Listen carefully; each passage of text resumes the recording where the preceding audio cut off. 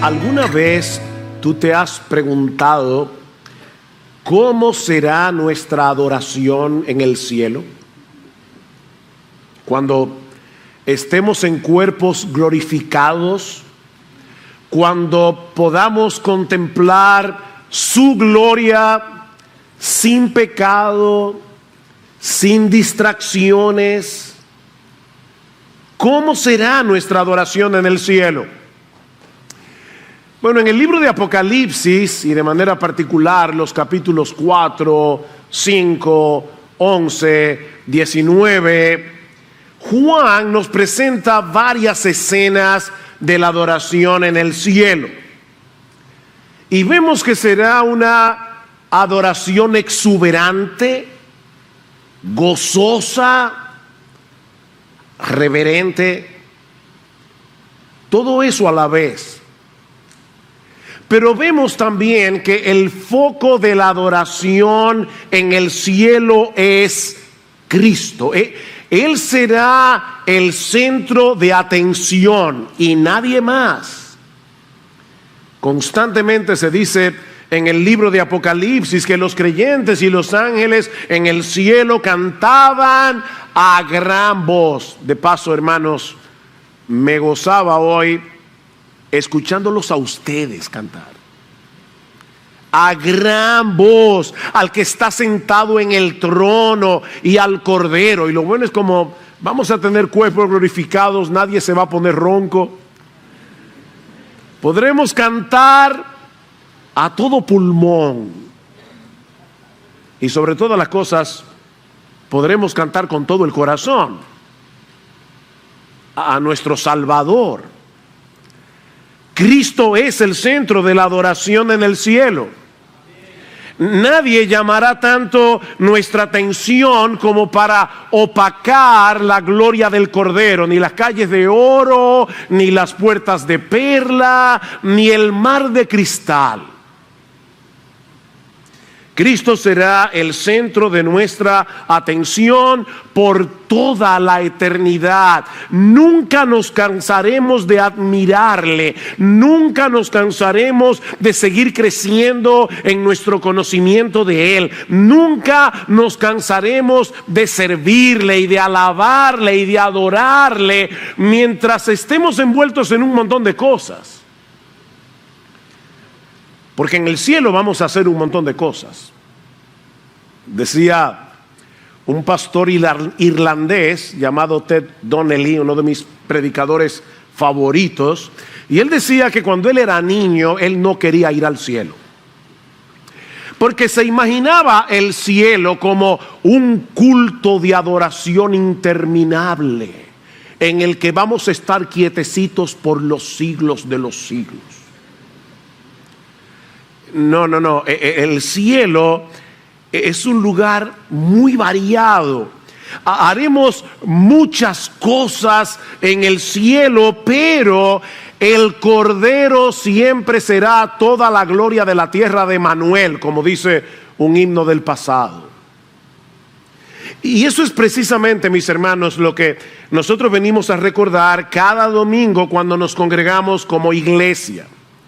Aunque nunca podremos dar a Dios una adoración perfecta de este lado de la eternidad mientras estemos en este cuerpo de muerte, lo cierto es, mis hermanos, que cada vez que nosotros venimos y nos congregamos como pueblo de Dios, estamos en la presencia misma de Dios, en la presencia especial de Dios.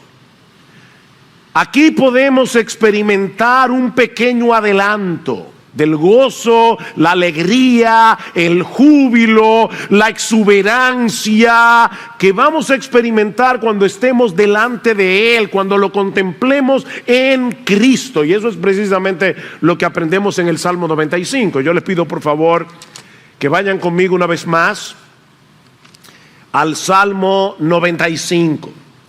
En este salmo encontramos un triple llamado a la adoración, un llamado que deberíamos poner delante de nuestros ojos cada domingo mientras nos preparamos para venir a la iglesia.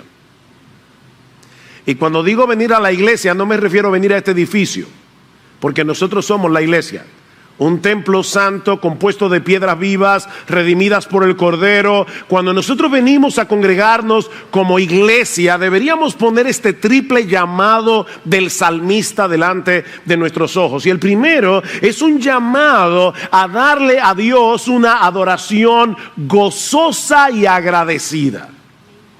Vean una vez más los versículos 1 y 2. Y mientras lo leemos, por favor, tomen en cuenta que todos los verbos están en plural. Un detalle gramatical. Venid, venid todos, cantemos, no canta, cantemos con gozo al Señor, aclamémosle con júbilo a la roca de nuestra salvación, vengamos ante su presencia con acción de gracias, aclamémosle con salmos. Y en el versículo 6 vemos en un tono similar, venid, adoremos y postrémonos, doblemos las rodillas delante del Señor nuestro Hacedor. Por supuesto, mis hermanos, los creyentes debemos alabar a Dios de forma privada los 7 días de la semana. De hecho, lo que hacemos el domingo todos juntos no es más que una extensión de lo que debemos estar haciendo todos los días. El que no adora lunes, martes, miércoles, jueves, viernes y sábado no puede venir aquí a adorar el domingo. Esto es una extensión de nuestra adoración privada, pero no es de eso que el salmista está hablando aquí. Él está llamando al pueblo de Dios a congregarse como una asamblea en su presencia, para que todos juntos celebremos las bendiciones de tenerle a Él como nuestro Dios.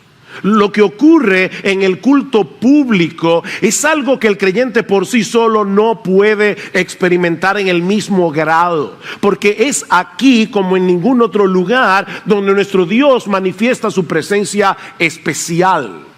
Cuando nos reunimos como su pueblo, ¿qué dice Pablo en 1 Timoteo capítulo 3 versículo 15? Que es la iglesia. La iglesia es la casa de Dios. La iglesia es la casa de Dios. Y porque estamos en la casa de Dios, en la presencia de Dios, delante de Dios, debemos venir con un gozo exuberante a cantar sus alabanzas. Venid, cantemos con gozo al Señor, aclamémosle con júbilo a la roca de nuestra salvación. Estas dos palabras hebreas, cantar, aclamar, dan la idea de algo que se hace a viva voz. De hecho, en el Antiguo Testamento se usa en otros lugares para señalar un grito de guerra o una voz de alarma. Se trata de un gozo que se expresa vocalmente y con mucho entusiasmo. No es santo, santo, santo. No. Es con todo el corazón. Es con entusiasmo. Porque venimos a adorar a Dios. Estamos delante de Dios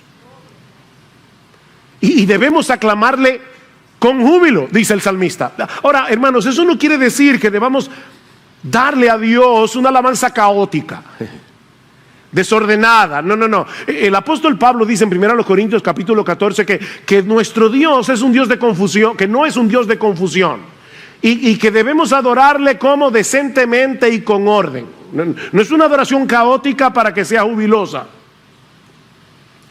Pero aún así, mis hermanos, el canto del que se habla en el Salmo 95 es el de una persona que está energizada, movida por un profundo gozo. Estamos adorando a un gran Dios, lleno de gloria, santidad, justicia, y que es al mismo tiempo la roca de nuestra salvación. El Dios de toda justicia y santidad nos escogió para salvarnos al precio de la vida de su Hijo. Sin nosotros merecerlo, Él nos incluyó en su plan de salvación con nombre y apellido. Desde antes de la fundación del mundo, ¿cómo se supone que debemos venir delante de Él? Con una actitud despreocupada, con una actitud apática. Yo sé, mis hermanos, que nuestras emociones son cambiantes. Yo sé que aún los domingos nosotros podemos estar atravesando circunstancias difíciles que tienden a desanimar el corazón. Pero mis hermanos, nuestro Dios sigue siendo glorioso y su salvación no ha dejado de ser sorprendente, aunque la tristeza y el dolor estén merodeando. Debemos venir con gratitud, dice el salmista en el versículo 2. Vengamos ante su presencia con acción de gracias. Y eso no depende de las circunstancias, eso depende de lo que Él ha hecho a nuestro favor en Cristo. ¿Sabes cuáles son los dos enemigos mortales de este tipo de adoración? El orgullo y la falta de reflexión. El orgullo y la falta de reflexión. El orgullo porque nos lleva a dar por sentado todo lo que Dios nos ha dado en Cristo, como si fuéramos merecedores de su favor. Y la falta de reflexión porque no nos permite apreciar quién Él es, ni todo lo que Él ha dado en Cristo a su pueblo de pura gracia. Mis hermanos, sin reflexión no hay adoración. Se puede generar algarabía de una forma artificial. De hecho, yo creo que muchas iglesias lo hacen. Es una especie de manipulación. Se prepara el escenario, se usa la música, se usan las palabras para producir cierto tipo de algarabía. Pero mis hermanos, no es de eso que el salmista está hablando aquí. Este es un gozo que surge del entendimiento. Por eso es que Chesterton, el famoso periodista y escritor inglés, decía: cuando vayas a la iglesia debes quitarte el sombrero, no la cabeza. Nosotros venimos a darle a Dios una adoración que comienza con la cabeza, porque entendemos la verdad con la cabeza, y esa verdad que entendemos con la cabeza debe bajar al corazón. No es una adoración cerebral, pero tampoco es una adoración emocionalista. La verdadera adoración tiene cabeza y tiene corazón. O como decían los puritanos, tiene luz y tiene calor. Tiene luz para el entendimiento y calor para el corazón. Es por eso que el salmista no solamente nos dice cómo debemos adorar a Dios, sino que nos dice por qué. ¿Por qué? Para iluminar el entendimiento. Versículo 3. Porque Dios grande es el Señor y Rey grande sobre todos los dioses. Nuestro Dios no tiene rival. Él es inmensamente superior a todos los ídolos que los hombres adoran, porque Él es el creador, Él es el sustentador de todo. No existe nada ni nadie que pueda compararse con nuestro Dios. Versículo 4, en cuya mano están las profundidades de la tierra, suyos son también las cumbres de los montes, suyo es el mar, pues Él lo hizo, y sus manos formaron la tierra firme. Nosotros fuimos salvados por Él, y ¿sabes qué, mi amigo? Si tú estás aquí en esta mañana, nosotros estamos parados en la tierra de Dios. Y mira lo que pasó en Turquía. Si Dios quisiera, ahora mismo esta nación se desvanecería. Tú estás parado en la tierra de Dios. Y de hecho, todo lo que tú disfrutas de esta tierra es de Dios. Y Él nos la da como un regalo. Reflexiona en estas cosas, mi hermano. Medita en estas cosas hasta que tu corazón se encuentre debidamente preparado para adorar a Dios con gozo, para adorarle con entusiasmo, para adorarle con gratitud, porque el cómo se deriva del por qué. El cómo ¿Cómo debemos adorar a Dios? Con gozo, con gratitud, con júbilo. ¿Por qué? Por quien Él es, por todo lo que Él ha hecho, por todo lo que Él sigue haciendo. Es el mismo esquema que encontramos en el Salmo 100.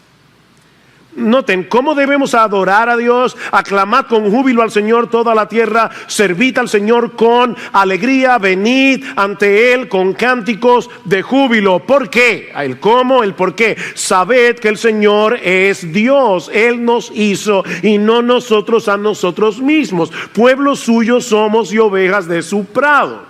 El cómo y el por qué. Otra vez el cómo, versículo 4. Entrad por sus puertas con acción de gracias y por sus atrios con alabanza. Dadle gracias, bendecid su nombre. ¿Por qué? Porque el Señor es bueno, para siempre su misericordia y su fidelidad por todas las generaciones. Cuando yo entiendo el por qué, voy a tener correcto el cómo.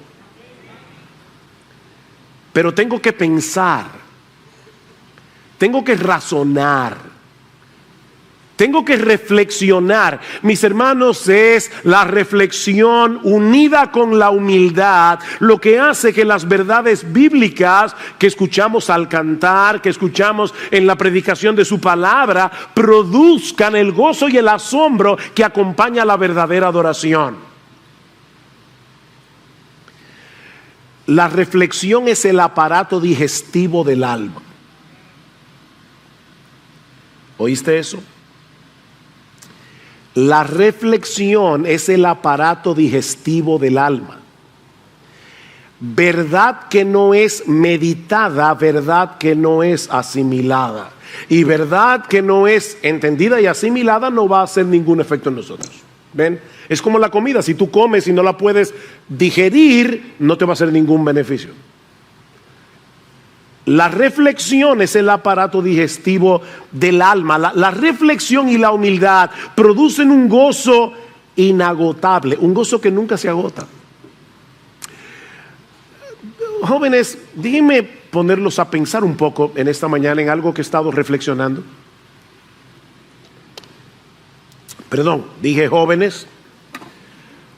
Van a entender por qué jóvenes, pero me refiero a todo el mundo. Pensemos por un momento en la adoración de los creyentes del Antiguo Testamento, los verdaderos creyentes, adorando al Señor con salmos. Dice en el versículo 2, otra vez: vengamos ante su presencia con acción de gracias, aclamémosle con salmos. Los salmos eran el himnario de Israel. Los israelitas cantaban a Dios mayormente con los salmos.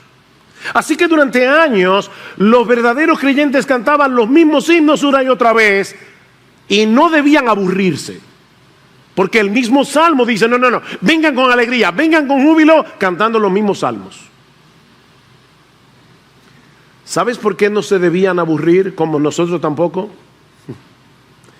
Porque a medida que vamos creciendo en nuestro entendimiento de las verdades contenidas en esos mismos salmos, los vemos con una luz más potente y descubrimos tesoros que estaban ocultos y que nunca habíamos visto. Por eso no aburren. Es lo mismo que sucede con los buenos himnos del pasado. Y aclaro, no soy de los que creen que el talento para componer buenos himnos se agotó hace 200 años. No creo eso. Ahora, cuando yo hablo de un buen himno, sea del pasado o del presente, me refiero a un himno que es bueno en teología, es bueno en su calidad poética, es bueno en su calidad musical y es cantable en la iglesia. Nadie duda que el Mesías de Händel tiene todo eso, pero no es cantable. Es bueno en teología, es bueno en su calidad poética, es bueno, por supuesto, son textos bíblicos, y es bueno en su calidad musical, pero vamos a cantar ahora el aleluya todos juntos. No se puede. porque no fue compuesto ese oratorio para cantarlo en la iglesia. Así que tiene que ser bueno en teología, bueno en su calidad poética, bueno en su calidad musical, y tenemos que poder cantarlos como iglesia, si no, no es un buen himno. Bueno, mis hermanos, debemos dar muchas gracias al Señor por los creyentes que continúan componiendo buenos himnos para nuestra generación. Esa clase de himnos se sigue produciendo al día de hoy. Pero cometemos un gravísimo error cuando desechamos un buen himno del pasado simplemente porque es del pasado, porque no es contemporáneo. Y yo creo que lamentablemente, mis hermanos, sin darnos cuenta, la iglesia del siglo XXI se ha dejado infectar del pensamiento posmoderno. El pensamiento posmoderno mira con recelo el pasado, menosprecia la historia, menosprecia el pasado. De hecho, decía Carl Trueman, que es un gran teólogo, historiador y pensador cristiano de nuestra generación, que es sintomático ver la forma como nosotros usamos el lenguaje en el día de hoy.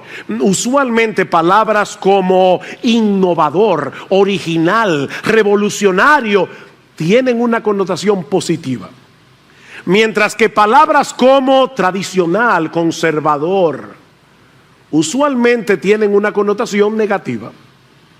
¿Saben qué es eso? Se llama posmodernidad. No. Lo nuevo no es bueno por ser nuevo, ni tampoco por ser viejo, sino por ser verdad. Un himno no es bueno porque es antiguo, pero tampoco lo es porque sea contemporáneo. Los buenos himnos no aburren, mis amados hermanos, mis queridos jóvenes. Los buenos himnos no aburren para el que los razona. ¿Por qué? Porque las verdades que expresan siguen siendo verdad y seguirán siendo verdad con el paso del tiempo, y a medida que crecemos espiritualmente lo vemos con otra luz. Yo no me canso de cantar Sublime Gracia de John Newton, y cuando me muera, por favor, cántemelo en el funeral. Ahora, Sublime Gracia, cuando tú lo escuchas la primera vez, tú crees que lo entiendes. La segunda vez entiendes un poco mejor. Ya por ahí, cuando lo has cantado como 150 veces, lo entiendes un poco mejor. Por eso no aburre. No puede aburrir, porque la buena teología no aburre. Es como la lectura de la Biblia. Se supone que nosotros debemos leer toda la Biblia de pi a pa. Bueno, ya la leí, ¿qué hago ahora? ¿Te damos el Corán o qué hacemos? Vuélvela a leer y vuélvela a leer y vuélvela a leer. La misma Biblia, los mismos pasajes, los mismos textos, las mismas historias. ¿Sabes por qué? Yo tengo 45 años, 46, leyendo la Biblia todos los días. Todos los días. Y es un pozo sin fondo. Y nunca me deja de sorprender las verdades que descubro en la Biblia. La Biblia tiene un montón de conexiones que son impresionantes. No aburre la Biblia, no debería. Aburre para el que no la entiende. Aburre para el que no la entiende. Así que si tú continúas creciendo en tu conocimiento del Dios Trino que se revela en la Biblia, en tu entendimiento del Evangelio, en tu entendimiento de las promesas de Dios, en tu entendimiento de las implicaciones de la obra de Cristo en la cruz, tú vas a seguir descubriendo nuevos tesoros que nunca antes habías visto, o te impactarán lo que ya tú conoces de una forma diferente. Y eso será hasta el día de tu muerte. Un gran autor cristiano escribió más o menos como 50 obras sobre la Biblia, y al final ya cuando estaba a punto de morir, le dijo al Señor: Señor, gracias porque en todos estos años me has permitido conocer la tapa de tu precioso libro. O sea, dije, yo conozco esta parte solamente, la tapa, porque había tanto que entender aquí. Debemos venir a la casa de Dios con la disposición de alabarle con gozo, con alegría, con entusiasmo. Ese es el llamado de los versículos 1 al 5. Pero el salmista nos llama también a adorar a Dios con reverencia. Con reverencia, versículo 6. Venid, adoremos y postrémonos, doblemos la rodilla ante el Señor nuestro Hacedor, porque Él es nuestro Dios y nosotros el pueblo de su prado y las ovejas de su mano. Estas tres palabras que usa el salmista aquí dan la idea de postrarse en reconocimiento de la superioridad, grandeza, majestad infinita de nuestro Dios. Y ese es el corazón de la verdadera adoración. El reconocimiento de su grandeza, el reconocimiento de su gloria en contraste con nuestra pequeñez. Nosotros somos minúsculos, Él es inmensamente grande. Sí, debemos venir delante de Dios con gozo, debemos venir con entusiasmo, pero siempre recordando delante de quién estamos. Él es el eterno, el que existe por sí mismo, el todopoderoso, el que todo lo sabe, cuya presencia se encuentra en todo lugar a la vez. ¿Oyeron esos niños?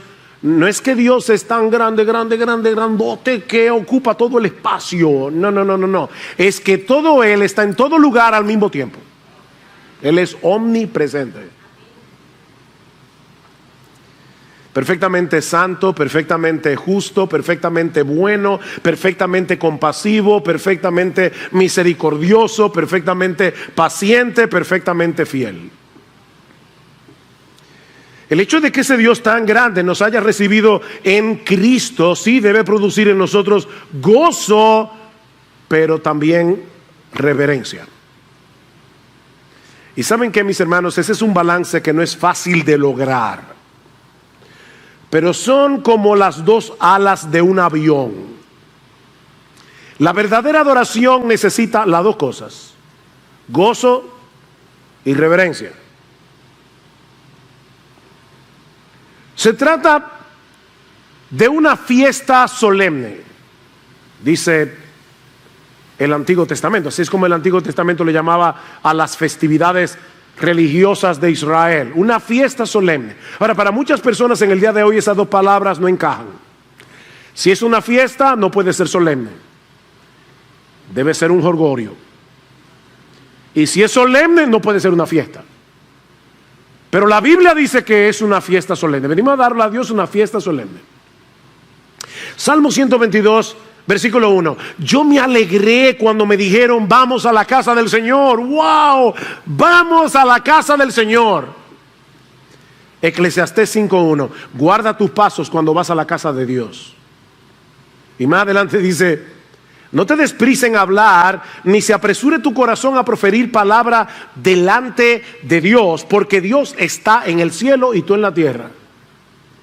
Entonces, por fin, yo me alegré con lo que me decían: a la casa de Dios iremos. O sea, ¿debemos venir con alegría o cuidando nuestros pasos? ¿Cuál de los dos? Sí, las dos cosas. Las dos cosas. De hecho, un secretito aquí teológico, es precisamente cuando percibimos la gloria de Dios, la majestad de Dios, la santidad de Dios, la justicia de Dios, la grandeza de Dios, que podemos experimentar gozo en su presencia, porque se nos hace sorprendente creer que un Dios así nos haya recibido en Cristo. No es un diosito el que nos perdonó. No es un diosito el que nos adoptó. No es un diosito el que nos invitó a venir a su casa hoy. Es un gran Dios.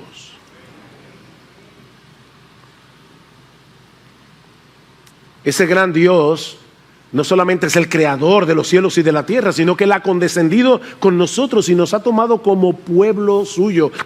Versículo 7, porque Él es nuestro Dios y nosotros el pueblo de su prado y las ovejas de su mano. Qué ternura. La relación de un pastor con sus ovejas es muy cercana y muy tierna. Este jueves en nuestro grupo pequeño estábamos hablando del amor de Dios y estamos hablando de qué están compuestos los pensamientos. ¿Alguna vez has pensado en eso? ¿De qué están hechos los pensamientos? Bueno, mira, los pensamientos están hechos de ideas y están hechos de imágenes mentales. Las dos cosas. O sea, cuando yo digo santo, tú no solamente piensas en un concepto teológico, tú tienes una imagen mental. Y si tú has estado rodeado de gente hipócrita, farisea, santurrona, la palabra santo te va a producir rechazo, porque tienes una imagen mental.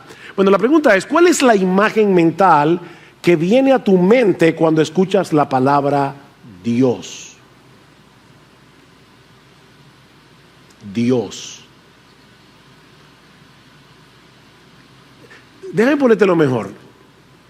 ¿Cuál es la imagen mental que viene a tu mente cuando escuchas la palabra Dios? Y estoy hablando aquí a los creyentes, sobre todo cuando tú acabas de pecar contra Él. ¿Cuál es la imagen mental? ¿La de un papá que viene encima de ti con una correa?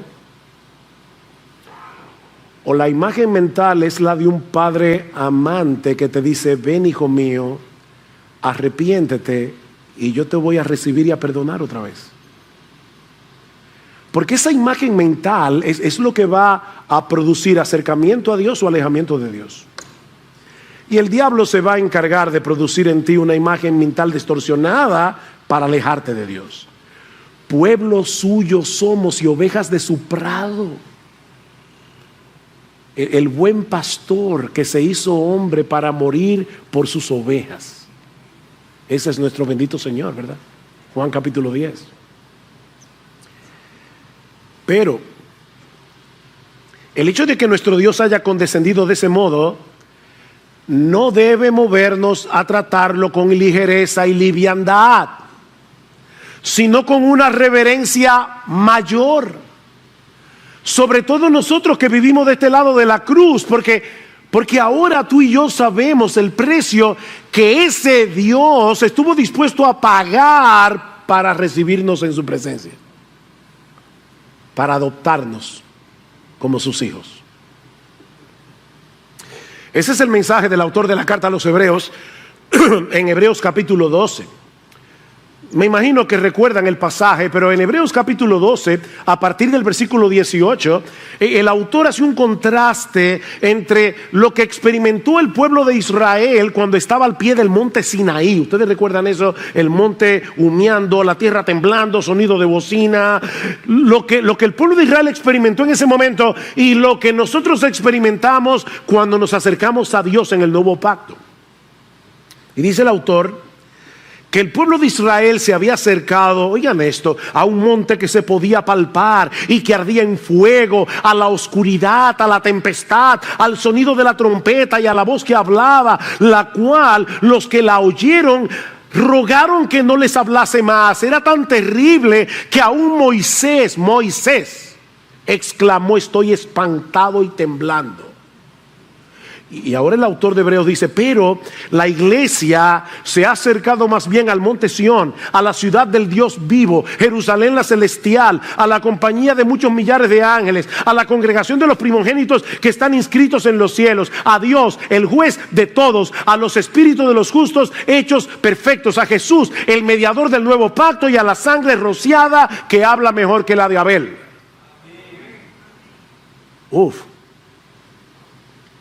En otras palabras, lo que los judíos experimentaron al pie del Sinaí no era más que una sombra de la realidad que nosotros experimentamos hoy. Ellos adoraron en la sombra, nosotros adoramos en luz. Mis hermanos, esa realidad que nos acercamos cada domingo en nuestros cultos de adoraciones, ese Dios lleno de gloria, de poder, de majestad, es el que nos ha convocado a venir a congregarnos hoy, a adorarle en su presencia. ¿Con qué expectativa debemos venir a encontrarnos con Él? Bueno, con mucho gozo, Porque venimos a encontrarnos con ese buen pastor que dio su vida por nosotros y cuya sangre habla mejor que la de Abel. La sangre de Abel clamaba por justicia. La de Cristo provee perdón y justificación. Definitivamente esa sangre habla mejor que la de Abel. Pero al mismo tiempo debemos venir con una actitud reverente, porque ese mismo Dios sigue siendo tan excelso como siempre ha sido. Su paternidad en Cristo no lo hace menos glorioso ni menos majestuoso. ¿Qué dice el Salmo 100? Sabed que Él, el Señor, es Dios. Nosotros sabemos eso. En otras palabras, considera con cuidado con quién tú vienes a encontrarte en este lugar. ¿Con quién? Padres, concienticen a sus hijos de eso. Sí, niños, sabemos que es bueno venir a la iglesia y encontrarse con los amiguitos, pero tú no viniste hoy aquí a encontrarte primariamente con tus amiguitos. Tú viniste a encontrarte con Dios. Con Dios. Mis hermanos, recibir esa invitación del cielo debería dejarnos mudos de asombro. A veces recibimos la invitación de alguien muy importante y uno tiene la tentación de decirle: me invitaron al palacio.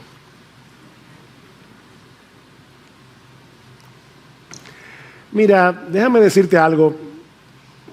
Te invitaron al palacio. ¡Wow! ¡Qué bien! Este palacio es infinitamente superior. Te invitaron al palacio a encontrarte con el Rey de Reyes y el Señor de Señores. Ahora, hermanos, ustedes se dan cuenta que no es cualquier cosa ser invitado por ese rey. ¿Te das cuenta de lo grave que es faltar a esta reunión o llegar tarde sin una causa que lo justifique? Mira, por favor, detente por un momento y piensa y pregúntate: ¿soy yo uno de esos que regularmente llega tarde al culto de adoración? Porque eso no es una falta cualquiera. No es una falta cualquiera dejar de venir al culto. Hay causas que lo justifican. Estamos hablando de faltar porque no quisiste venir.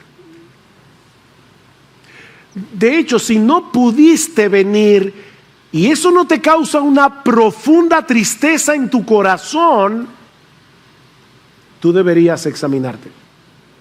Porque hay algo que no está bien. Porque no es poca cosa menospreciar esta invitación. De hecho, llegar tarde a la iglesia o no venir sin una causa que lo justifique es un síntoma peligroso. Es un síntoma peligroso. Y eso es precisamente lo que vemos en la última estrofa del Salmo.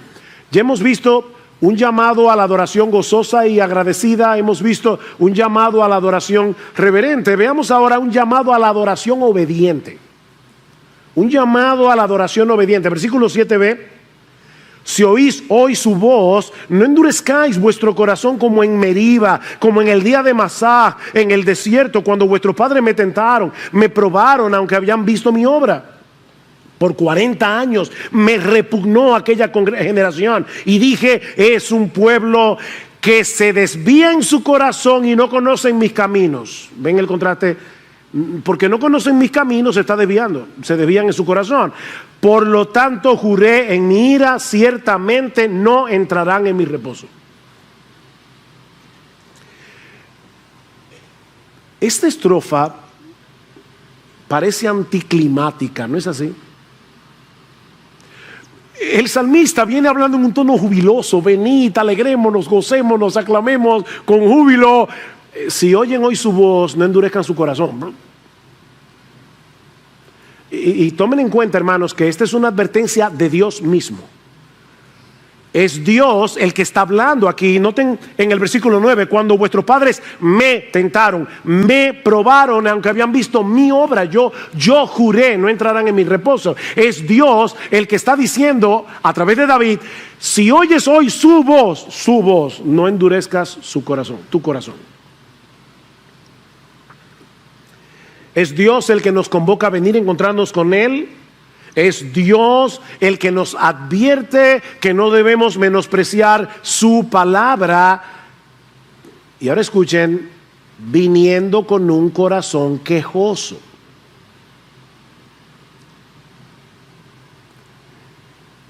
Fue la queja de Israel, o es la queja de Israel, lo que Dios está poniendo aquí delante de nuestros ojos.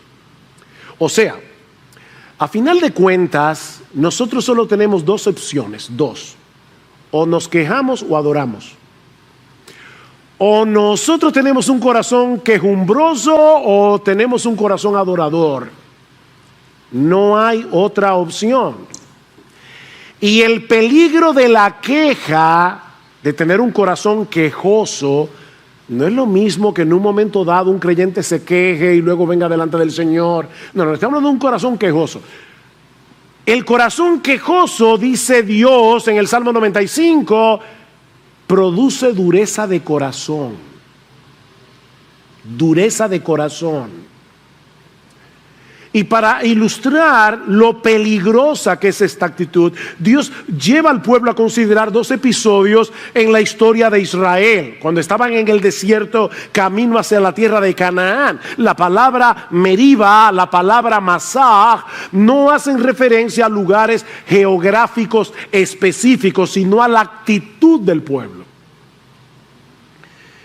En los capítulos 5 al 14 del libro de Éxodo, Moisés narra con detalles todas las cosas portentosas que Dios hizo para librar al pueblo de la esclavitud de Egipto. Cualquiera diría: wow, un pueblo así debería vivir agradecido 24/7.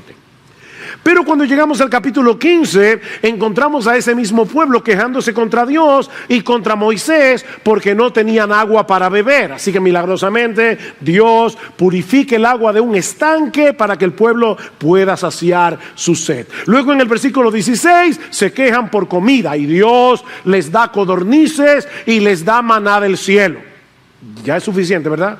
No. Luego llegamos al capítulo 17 y el pueblo se vuelve a quejar otra vez por falta de agua. Y Dios le dice a Moisés: toma tu vara, golpea la roca de Oreb, y dice que sale tanta agua, dice en el Salmo 105, versículo 41, que fue como un río que salió. No fue un chorrito, un río que sació el agua, la sed del pueblo entero.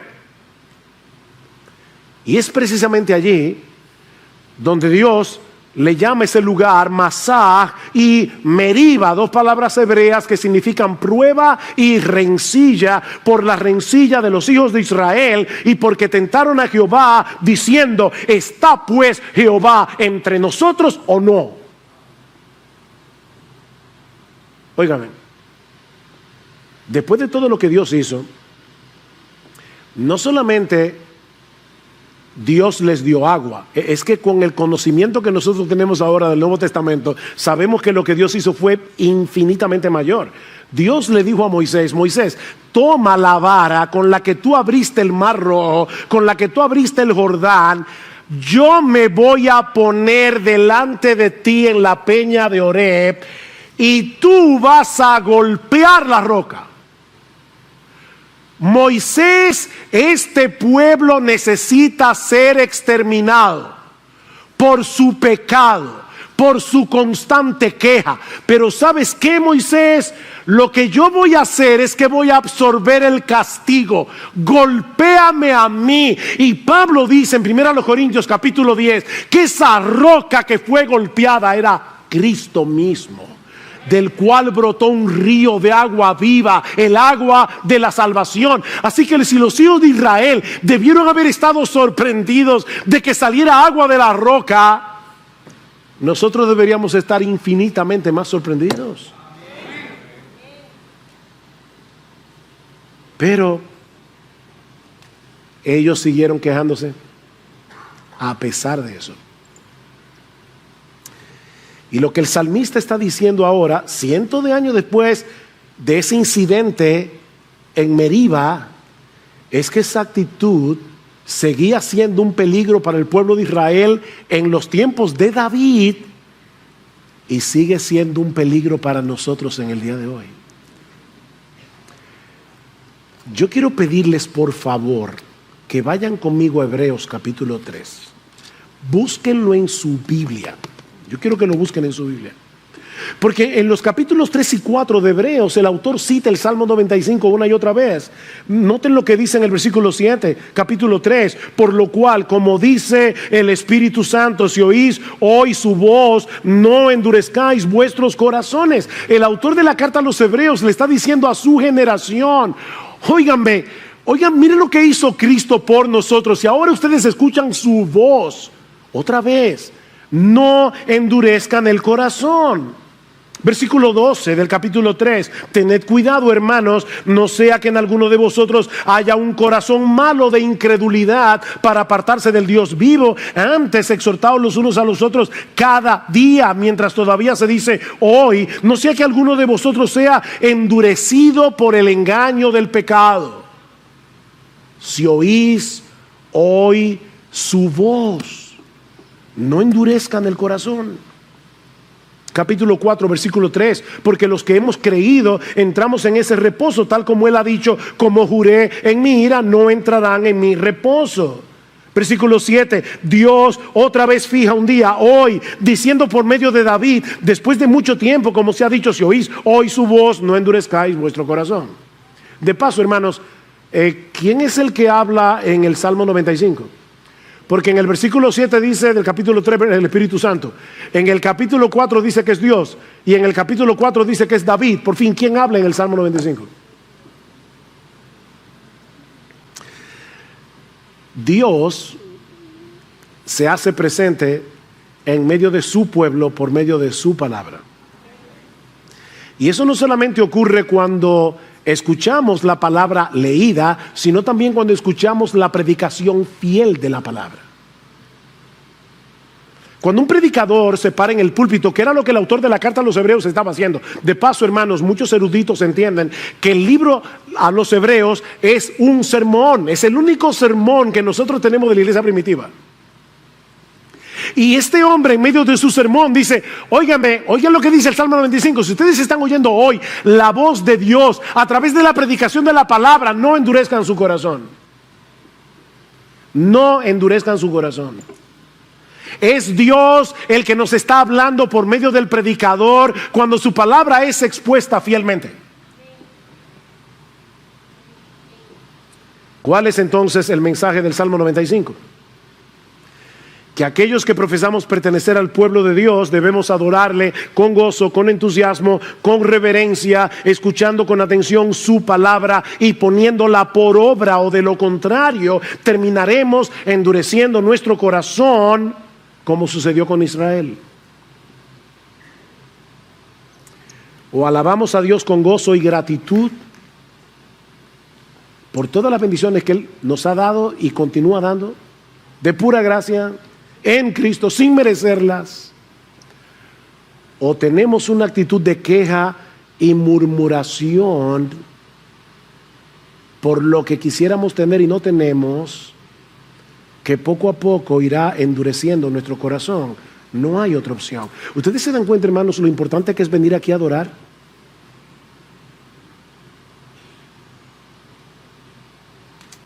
Todo creyente tiene una lucha contra el descontento.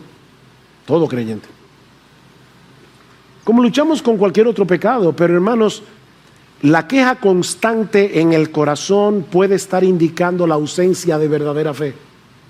que dice el capítulo 4 de Hebreos: por tanto, temamos, no sea que permaneciendo aún la promesa de entrar en su reposo, alguno de vosotros parezca no haberlo alcanzado, porque en verdad a nosotros se nos ha anunciado la buena nueva. Ven, la predicación otra vez, la buena nueva como también a ellos, pero la palabra que ellos oyeron no les aprovechó, por no ir acompañada por la fe en los que la oyeron.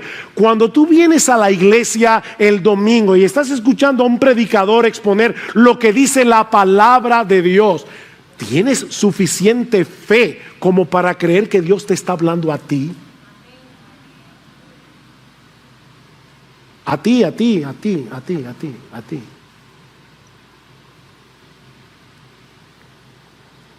Esa falta de fe de la que habla el autor se evidencia cuando comenzamos a tener en poco la reunión del pueblo de Dios en el día del Señor. ¿Y cómo lo sabemos? Por lo que va a decir el autor de la carta en el capítulo 10: acerquémonos confiadamente al trono de la gracia, ¿verdad? Acerquémonos, mantengamos firme la profesión de nuestra esperanza sin vacilar, porque fiel es el que prometió, y considerémonos cómo estimularnos unos a otros al amor y a las buenas obras, no dejando de congregarnos como algunos tienen por costumbre. ¿Y saben de qué sigue hablando el autor en el versículo 26? De la apostasía. La primera manifestación pública de que una persona está apostatando de la fe es cuando comienza a tener en poco esta invitación del Dios del cielo. La fe verdadera descansa en lo que Dios ha revelado en su palabra. Y es una fe que se manifiesta individual y corporativamente, adorando y alabando a Dios con gozo, con reverencia, con entusiasmo, con un corazón obediente. Y yo te pregunto, mi hermano, mi hermana, ¿reflejas tu fe y agradecimiento a Dios por todo lo que Él te ha dado sin merecerlo, adorándolo con gozo, con alegría, durante la semana y los domingos como iglesia? ¿O reflejas más bien incredulidad a través de tus quejas y de tus murmuraciones frecuentes? Cada día es el hoy del que habla el salmista. Es hoy. Un hoy en el que debemos continuar alabando, agradeciendo, obedeciendo, o de lo contrario nuestro corazón se irá alejando y endureciéndose. Si oyeres hoy su voz. Mi hermano, medita en estas verdades, reflexiona en esta cosa. De paso, al final del culto tocamos una pieza instrumental. No te pares corriendo. Esa pieza se toca precisamente para que nos quedemos aquí tranquilos, rumiando la palabra que hemos oído. No salgas corriendo, que no hay un incendio. Recuerda que la reflexión es el aparato digestivo del alma. Mi hermano, si has estado teniendo en poco la invitación de Dios de congregarte en su presencia, ya sea porque llegas tarde regularmente, yo espero que ya el domingo que viene a las 11 en punto la iglesia va a estar así.